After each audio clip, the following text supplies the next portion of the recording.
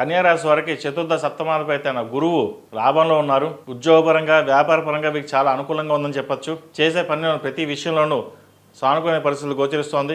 తృతీయ అష్టమాధిపతి అయిన బుధుడు ద్వితీయంలో ఉన్నారు. కుటుంబపరంగా చిన్న చిన్న ఇబ్బందులు అనేవి ఏర్పడుతుంటాయి. ప్రతిదీ మనసుకు తీసుకోకుండా ఉండడం చెప్పదగింది. చిన్న చిన్న ఆరోగ్య సమస్యలు వచ్చే అవకాశం ఉంది. వాటి విషయంలో జాగ్రత్త వహించండి. ఉద్యోగరీత్యా వ్యాపారరీత్యా కాస్త నిదానంగా సాగుతుంది. రావాల్సిన బెనిఫిట్స్ ఏవైతే ఉన్నాయో నిదానంగా ఉంటాయి. అయితే నూతన ఉద్యోగ ప్రయత్నం చేసేవారికి, ట్రాన్స్ఫర్ కోసం ప్రయత్నం చేసేవారికి వీరికి అనుకూలంగా ఉంటుంది. నూతన వ్యాపారంలో భాగస్వామ్య వ్యాపారాలు వీరికి బాగా కలిసి వస్తుంది. ఏదైనా సరే ఇన్వెస్ట్మెంటు సాధ్యమైనంత వరకు ఎంత అవసరమో అంతే ఖర్చు పెట్టడం చెప్పదగినది.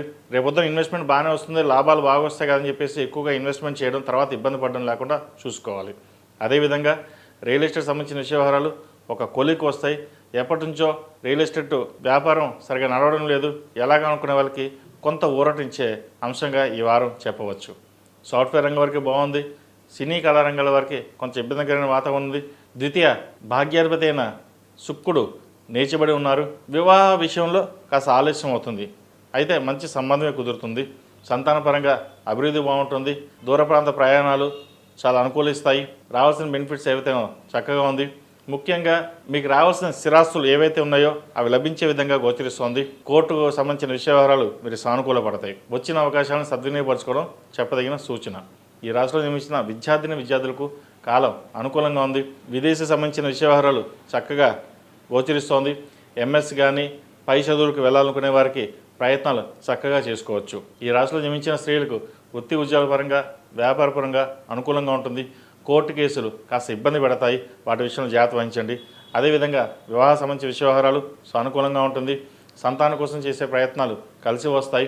ఐవీఎఫ్లో ఇవి కాస్త ఇబ్బంది పెడతాయి, వాటి విషయంలో చూసుకోండి. అదేవిధంగా సుబ్రహ్మణ్య స్వామి వారికి అభిషేకం చేయడం చెప్పదగిన సూచన సంతానం కోసం.